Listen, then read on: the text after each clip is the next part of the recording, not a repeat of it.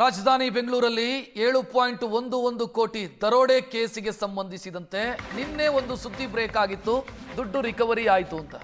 But ಈಗ update ಆಗ್ತಾ ಇದೆ, ಇನ್ನೂ ರಿಕವರಿ ಆಗಿಲ್ಲ ದರೋಡೆಯಾದಂತ ಹಣ. ಪೊಲೀಸರಿಗೆ ಸಿಕ್ಕಿದ್ದು ಕೇವಲ ಖಾಲಿ ಬಾಕ್ಸ್ಗಳು ಮಾತ್ರ, ದುಡ್ಡಲ್ಲ. ಹಣ ರಿಕವರಿ ಮಾಡೋದಕ್ಕೆ ಪೊಲೀಸರು ಪ್ರಯತ್ನ ಮಾಡ್ತಾನೆ ಇದ್ದಾರೆ. ದರೋಡೆಕೋರರನ್ನ ಅರೆಸ್ಟ್ ಮಾಡೋದಕ್ಕೆ ಇನ್ನೂ ಕೂಡ ಸಾಧ್ಯ ಆಗಿಲ್ಲ. ದರೋಡೆಯ ಸಂಚುಕೋರರು ಮಾತ್ರ ಸದ್ಯ ವಶದಲ್ಲಿದ್ದಾರೆ. ಆಂಧ್ರ ಪ್ರದೇಶ, ತಮಿಳುನಾಡಲ್ಲಿ ದರೋಡೆಕೋರರಿಗಾಗಿ ಶೋಧ ಕಾರ್ಯ ನಡೀತಾ ಇದೆ. ಬೆಂಗಳೂರಲ್ಲೂ ಪೊಲೀಸರು ಹಲವರನ್ನ ವಿಚಾರಣೆಗೊಳಪಡಿಸಿದ್ದಾರೆ. ವಶದಲ್ಲಿರುವಂತಹ ಆರೋಪಿಗಳು ಕೊಟ್ಟಿರುವಂತಹ ಮಾಹಿತಿಯ ಆಧಾರದ ಮೇಲೆ ಕಾರ್ಯಾಚರಣೆ ನಡೀತಾ ಇದೆ. ಇನ್ನೂ ಕೂಡ ದುಡ್ಡು ರಿಕವರಿ ಆಗಿಲ್ಲ.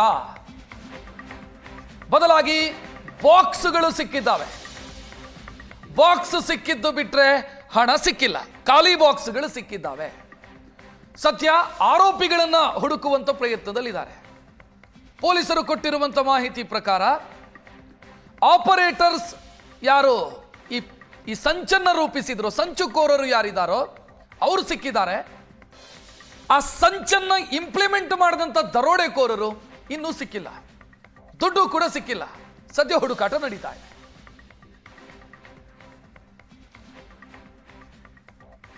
ಇದೇ ವಿಚಾರಕ್ಕೆ ಸಂಬಂಧಿಸಿ ಕಮಿಷನರ್ ಸೀಮಂತ್ ಕುಮಾರ್ ಸಿಂಗ್ ಮಾತನಾಡಿದ್ದಾರೆ, ನೋಡೋಣ. ಇಲ್ಲಿವರೆಗೆ ನಮಗೆ ಕೆಲವು ಲೀಡ್ ಸಿಕ್ಕಿದೆ. ನಿಮಗೆ ಕೂಡ ನಾನು ಡೇ1ಇಂದ ಹೇಳ್ತಾ ಇದ್ದೀನಿ, ಲೀಡ್ಸ್ ಕೆಲವು ಸಿಕ್ಕಿದೆ. ಬಟ್ ಕೆಲವು ಕಾರಣಕ್ಕೋಸ್ಕರ ನಮಗೆ ಅದು ಸಕ್ಸಸ್ ಆಗ್ತಾ ಇಲ್ಲ. ಆದರೂ ನಾವು ನಮ್ಮ ಟೀಮ್ಸ್ ಎಲ್ಲ ಕಡೆ ಇದ್ದಾರೆ. ಎಲ್ಲೆಲ್ಲಿ ಹೋಗಿದೆ ಅಂತ ನಾನು ಹೇಳಲಿಕ್ಕಾಗಲ್ಲ, ಯಾಕೆಂದರೆ ಇನ್ವೆಸ್ಟಿಗೇಷನ್ ನಡೀತಾ ಇದೆ. ಬಟ್ ಟೀಮ್ಸ್ ಅವ್ರಿಗೂ ನಮಗೆ ಕೆಲವು ರಿಪೋರ್ಟ್ಸ್ ಕೊಡ್ತಾ ಇದ್ದಾರೋ ಆ ರಿಪೋರ್ಟ್ಸ್ ಎಲ್ಲ ಡಿಟೇಲ್ ತಿಳುವಳಿಕೆ ತೊಗೊಂಡು ಆಮೇಲೆ ಮುಂದೆ ಯಾವ ರೀತಿ ಕಾರ್ಯಕ್ರಮ ಮಾಡಬೇಕು ಅಂತ ನಾವು ಅದಕ್ಕೋಸ್ಕರ ಬಂದಿದ್ದೀವಿ. ನಾವು ಹೋಪ್ಫುಲ್ ಇದ್ದೀವಿ ಡಿಟೆಕ್ಟ್ ಆಗುತ್ತೆ. ಒಂದು ನಿಜ ಅಂದರೆ ಏನು ಇದಕ್ಕೆ ಹಿಂದೆ ಯಾರ್ಯಾರಿದ್ರು ಮತ್ತು ಯಾರ್ಯಾರು ಇದರಲ್ಲಿ ಶಾಮೀಲಾಗಿದ್ರೆ ಅವ್ರ ಬಗ್ಗೆ ಒಂದು ಹಂತಕ್ಕೆ ನಾವು ನಿಷ್ಕರ್ಷಲ್ಲಿ ಬಂದಿದ್ದೀವಿ. ಅವ್ರಿಗೆ ಅರೆಸ್ಟ್ ಮಾಡ್ತೀವಿ. ಕೇಸ್ ಡಿಟೆಕ್ಟ್ ಆಗಲಿಕ್ಕೆ ನಮಗೆ ತುಂಬ ಒಳ್ಳೆ ಲೀಡ್ಸ್ ಬರ್ತಾ ಇದೆ. ಬಟ್ ನಮ್ಮ ಕೈಗೆ ಸಿಕ್ಕಿದ ಮೇಲೆ ನಿಮಗೆ ಹೇಳ್ತೀವಿ sir. As of now any secure or arrest ಇಲ್ಲ, ಯಾರು ಇಲ್ಲಿವರೆಗೆ. ಅಲ್ಲಿಗೆ ಸೀಮಂತ್ ಕುಮಾರ್ ಸಿಂಗ್ ಅವರು ಸ್ಪಷ್ಟವಾಗಿ ಹೇಳ್ತಾ ಇದ್ದಾರೆ, ಇಲ್ಲಿಯವರೆಗೂ ಕೂಡ ಯಾವುದೇ ದುಡ್ಡನ್ನ ಸೆಕ್ಯೂರ್ ಮಾಡೋದಕ್ಕೆ ಸಾಧ್ಯ ಆಗಿಲ್ಲ ಅನ್ನೋದನ್ನು ಹೇಳ್ತಾ ಇದ್ದಾರೆ. ಇನ್ನು ಬೆಂಗಳೂರಲ್ಲಿ 7,11,00,000 ರೂಪಾಯಿ ರಾಬರಿ ಪ್ರಕರಣಕ್ಕೆ ಸಂಬಂಧಿಸಿದಂತೆ ಆರೋಪಿಗಳ ಅಸಲಿ ಪ್ಲಾನ್ ಏನಾಗಿತ್ತು ಅನ್ನುವಂಥ ಸ್ಪಷ್ಟತೆ ಕೂಡ ಸಿಗ್ತಾ ಇದೆ. ಅವ್ರದ್ದು ಯೋಚನೆ ಇದ್ದಿದ್ದು 7 ಕೋಟಿ ದರೋಡೆಯಲ್ಲ, ಅದಕ್ಕಿಂತಲೂ ದೊಡ್ಡದಾದಂಥ ಯೋಚನೆ ಇತ್ತು. ಆರೋಪಿಗಳು ದರೋಡೆಗೆ ಅಂದಾಜು ಮಾಡಿದ್ದು ಬಹುದೊಡ್ಡ ಪ್ರಮಾಣದ ಹಣ. ಎಷ್ಟು ಏನು ಅನ್ನೋದರ ಬಗ್ಗೆಯೂ ಕೂಡ ಒಂದು ಸ್ಪಷ್ಟತೆ ಸಿಗ್ತಾ ಇದೆ. ಏಷ್ಯಾನೆಟ್ ಸುವರ್ಣ ನ್ಯೂಸ್ಗೆ ಎಕ್ಸ್ಕ್ಲೂಸಿವ್ ಮಾಹಿತಿ ಲಭ್ಯ ಆಗಿದೆ. 7 ಕೋಟಿ ಅವರ ಟಾರ್ಗೆಟ್ ಆಗಿರಲಿಲ್ಲ, ಬದಲಾಗಿ ಅವರ ಪ್ಲಾನ್ ಇದ್ದಿದ್ದು ದೊಡ್ಡ ಮಟ್ಟದ ಪ್ಲಾನ್. ಯಾಕಂತಂದ್ರೆ CMS ಏಜೆನ್ಸಿ ಇಡೀ ಭಾರತದಲ್ಲೇ ದೊಡ್ಡ ಏಜೆನ್ಸಿ. 80% ಹಣ ಸಾಗಾಟ ಮಾಡುವಂತ ಕಂಪನಿ ಇದು. JP ನಗರದಿಂದ ಹಣ ತೆಗೆದುಕೊಂಡು ಹೋಗ್ತಾ ಇತ್ತು CMS ವಾಹನ. ಅಂದ್ರೆ 50 ಕೋಟಿಯಷ್ಟು ಹಣ ಯಾವಾಗಲೂ ಇರ್ತಾ ಇತ್ತು. JP ನಗರದಿಂದ ಲಿಂಗರಾಜಪುರಕ್ಕೆ ಹಣ ತೆಗೆದುಕೊಂಡು ಹೋಗ್ತಾ ಇದ್ರು ಸಿಬ್ಬಂದಿ. ಲಿಂಗರಾಜಪುರದ ಕಚೇರಿಗೆ ಪ್ರತಿನಿತ್ಯ ಹಣ ಸಾಗಾಟ ಮಾಡಲಾಗ್ತಾ ಇತ್ತು. ಒಂದು ಅಂದಾಜಿನ ಪ್ರಕಾರ ಒಂದು 50 ಕೋಟಿಯಷ್ಟು ಹಣ ಸಾಗಾಟ ಆಗ್ತಾ ಇತ್ತು. ಇವರ ಲೆಕ್ಕಾಚಾರ ಇದ್ದಿದ್ದು ಆ 50 ಕೋಟಿ, ಟಾರ್ಗೆಟ್ ಇದ್ದಿದ್ದು 50 ಕೋಟಿ. ಬಟ್ ದರೋಡೆಯಾದ ದಿನ 7,11,00,000 ಮಾತ್ರ ಇತ್ತು ಹಣ ಆ ವಾಹನದಲ್ಲಿ ಅನ್ನೋದು ಗೊತ್ತಾಗಿದೆ. ಎಕ್ಸ್ಪೆಕ್ಟ್ ಮಾಡಿದ್ದು ದೊಡ್ಡದು, ಸಿಕ್ಕಿದ್ದು 7,11,00,000. ನೀವು ಕೇಳ್ಬೋದು 7,11,00,000 ದೊಡ್ಡದಲ್ವಾ ಅಂತ. ಬಟ್ ಇವರ ಲೆಕ್ಕಾಚಾರದ ಪ್ರಕಾರ ಅದಾಗಿರಲಿಲ್ಲ, 50 ಕೋಟಿ ಪ್ಲಾನ್ ಆಗಿತ್ತು. ಇನ್ನು ಬಾಣಸವಾಡಿ ಸುತ್ತಮುತ್ತಲಿನ ಹಲವು ಜನರನ್ನ ವಿಚಾರಣೆಗೊಳಪಡಿಸಲಾಗಿದೆ. ಬಾಣಸವಾಡಿ, ಕಮ್ಮನಹಳ್ಳಿ, ಲಿಂಗರಾಜಪುರ ಇದರ ಸುತ್ತಮುತ್ತಲಿನ ಹಲವರನ್ನ ವಿಚಾರಣೆಗೊಳಪಡಿಸಲಾಗಿದೆ. ಪೊಲೀಸರಿಗೆ ಇರುವಂತಹ ಅನುಮಾನವೂ ಕೂಡ ಅದೇನೆ. ಆ ಭಾಗದಿಂದಲೇ ಆಪರೇಟ್ ಆಗಿದೆ ಅನ್ನೋದು, ಆ ಭಾಗದಿಂದಲೇ ಪ್ಲಾನ್ ರೂಪಿತವಾಗಿತ್ತು ಮತ್ತು ಆ ಭಾಗದವರೇ ಇನ್ವಾಲ್ವ್ ಇದ್ದಾರೆ ಇದರಲ್ಲಿ ಅಂತ. ಹೆಚ್ಚಿನ ಡೀಟೇಲ್ ಇಡೋದಕ್ಕೆ ನಮ್ಮ ಪ್ರತಿನಿಧಿ ಶರತ್ ನೇರ ಸಂಪರ್ಕದಲ್ಲಿ.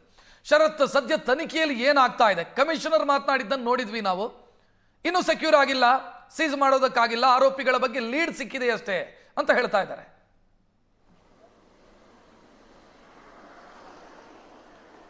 ರಕ್ಷತ್, ಏನು ರಾಬರಿ ಪ್ರಕರಣಕ್ಕೆ ಸಂಬಂಧಪಟ್ಟಂತೆ ತನಿಖೆನ ಮಾಡುವಂತಹ ಕೆಲಸವನ್ನ ಮಾಡಲಾಗ್ತಾ ಇದೆ. ಇದುವರೆಗೆ ಒಟ್ಟು 8 ಜನರನ್ನ ವಶಕ್ಕೆ ಪಡೆದುಕೊಂಡು ವಿಚಾರಣೆಯನ್ನು ಮಾಡುವಂತಹ ಕೆಲಸವನ್ನ ಮಾಡಲಾಗ್ತಾ ಇದೆ. ಅದರಲ್ಲಿ ಪ್ರಮುಖವಾಗಿ ಏನು CMS ವಾಹನದಲ್ಲಿ ಇದ್ದಂತಹ ಸಿಬ್ಬಂದಿಗಳು ಮತ್ತೆ ಇನೋವಾ ಕಾರ್ಗೆ ಸಂಬಂಧಪಟ್ಟವರು, ಹಾಗೆ ಇನ್ನಿತರ ಆ ಪ್ಲಾನ್ ನಲ್ಲಿ ಇದ್ದಂತಹ ಕೆಲವರನ್ನ ವಶಕ್ಕೆ ಪಡೆದುಕೊಂಡು ವಿಚಾರಣೆಯನ್ನ ಮಾಡುವಂತಹ ಕೆಲಸವನ್ನ ಪೊಲೀಸರು ಮಾಡ್ತಾ ಇದ್ದಾರೆ.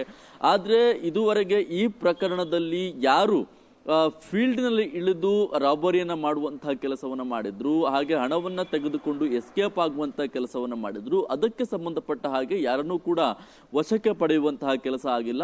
ಆ ಹಿನ್ನೆಲೆಯಲ್ಲಿ ಹಣಕ್ಕೆ ಸಂಬಂಧಪಟ್ಟಂತಹ ಯಾವುದೇ ಮಾಹಿತಿಗಳು ಕೂಡ ಬಹಿರಂಗ ಆಗ್ತಾ ಇಲ್ಲ ಅನ್ನುವಂತಹ ಒಂದು ವಿಚಾರ.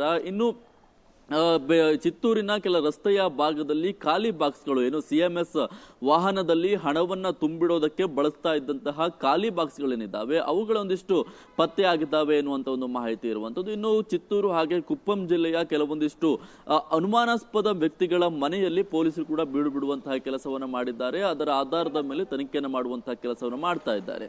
ಆಂಧ್ರ ಮತ್ತೆ ತಮಿಳುನಾಡು ಭಾಗದಲ್ಲಿ ಕೆಲವೊಂದಿಷ್ಟು ಆರೋಪಿಗಳು ತಲೆಮರೆಸಿಕೊಂಡಿದ್ದಾರೆ ಎನ್ನುವಂಥದ್ದು. ಅದರಲ್ಲೂ ಕೂಡ ಚಿತ್ತೂರಿನ ಇಬ್ಬರು ಪ್ರಮುಖ ಆರೋಪಿಗಳಿಗಾಗಿ ಪೊಲೀಸರು ಹುಡುಕಾಟವನ್ನ ಮಾಡುವಂತಹ ಕೆಲಸವನ್ನ ಮಾಡ್ತಿದ್ದಾರೆ. ಇನ್ನು ಸ್ಥಳೀಯರು, ಏನು ಗೋವಿಂದಪುರ, ಬಾಣಸವಾಡಿ ಇರುವಂತಹ ಕೆಲವೊಂದಿಷ್ಟು ಸ್ಥಳೀಯರು, ಹಾಗೆ ಈಗಾಗಲೇ ವಶಕ್ಕೆ ಪಡೆದಿರುವಂತಹ ಕಾನ್ಸ್ಟೇಬಲ್ ಆಗಿರುವಂತಹ ಅಣ್ಣಪ್ಪ ನಾಯ್ಕ ಏನಿದ್ದಾನೆ ಆತನ ಜೊತೆಗೆ ಸೇರ್ಕೊಂಡು ಕೆಲವೊಂದಿಷ್ಟು ಈ ಕೃತ್ಯವನ್ನ ಮಾಡಿದ್ದಾರೆ ಎನ್ನುವಂತಹ ಒಂದು ಅನುಮಾನ ಇರುವಂತದ್ದು. ಜೊತೆಗೆ CMS ನ ಮಾಜಿ ಸಿಬ್ಬಂದಿಗಳನ್ನು ಕೂಡ ಕೆಲವೊಂದಿಷ್ಟು ಜನರನ್ನ ಅವರಿಂದ ಮಾಹಿತಿಯನ್ನ ಪಡೆದುಕೊಂಡು ಈ ಕೆಲಸವನ್ನ ಮಾಡಲಾಗ್ತಿದೆ, ಚಿತ್ತೂರು ಮೂಲದವರು ಅವರು ಎನ್ನುವಂಥವ್ರು ಈ ಎಲ್ಲರೂ ಕೂಡ್ಕೊಂಡು ಈ ಕೆಲಸವನ್ನ ಮಾಡಿದ್ದಾರೆ ಎನ್ನುವಂತ ಒಂದು ಅನುಮಾನ ಇರುವಂತಹ ಕಾರಣದಿಂದಾಗಿ ಎಲ್ಲರಿಗೂ ಹುಡುಕಾಟವನ್ನು ಮಾಡುವಂತಹ ಕೆಲಸವನ್ನ ಮಾಡಲಾಗ್ತದೆ. ಜೊತೆಗೆ ಹಲವರನ್ನ ಕರೆಸಿ ವಿಚಾರಣೆಯನ್ನು ಕೂಡ ಮಾಡುವಂತಹ ಕೆಲಸವನ್ನ ಮಾಡಲಾಗ್ತದೆ. ನಿನ್ನೆ ಇದ್ದಂತಹ ಮಾಹಿತಿಯ ಪ್ರಕಾರ 20ಕ್ಕೂ ಹೆಚ್ಚು ಜನರನ್ನ ವಿಚಾರಣೆಯನ್ನ ಮಾಡುವಂತಹ ಕೆಲಸವನ್ನ ಈಗಾಗಲೇ ಪೊಲೀಸರು ಮಾಡಿದ್ದಾರೆ. ಅದರ ಆಧಾರದ ಮೇಲೆ ತನಿಖೆಯನ್ನ ಮಾಡುವಂತಹ ಕೆಲಸವನ್ನ ಮಾಡಲಾಗ್ತಾ ಇದೆ.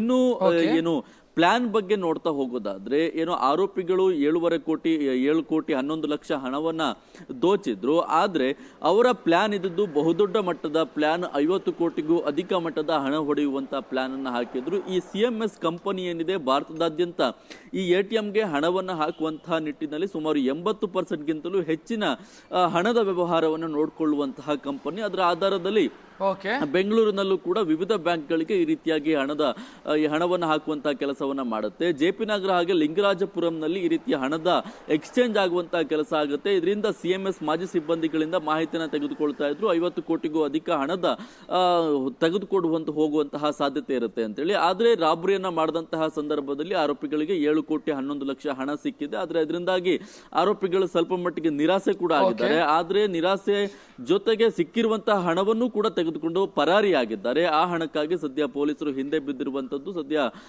ಇನ್ನಿತರ ಏನು ರಾಬರಿ ಮಾಡಿದಂತಹ ಆರೋಪಿಗಳಿಗಾಗಿ ಹುಡುಕಾಟವನ್ನು ನಡೆಸುವಂತಹ ಕೆಲಸವನ್ನ ಮಾಡ್ತಿದ್ದಾರೆ. ಅವರು ಸಿಕ್ಕದಂತಹ ಬಳಿಕ ಅದರ ಸಂಪೂರ್ಣವಾದಂತಹ ಮಾಹಿತಿ ಹೊರಗೆ ಬರಬೇಕಾಗುತ್ತೆ. ರಕ್ಷತ್, ಥ್ಯಾಂಕ್ ಯು ಶರತ್ ಮಾಹಿತಿಗೆ.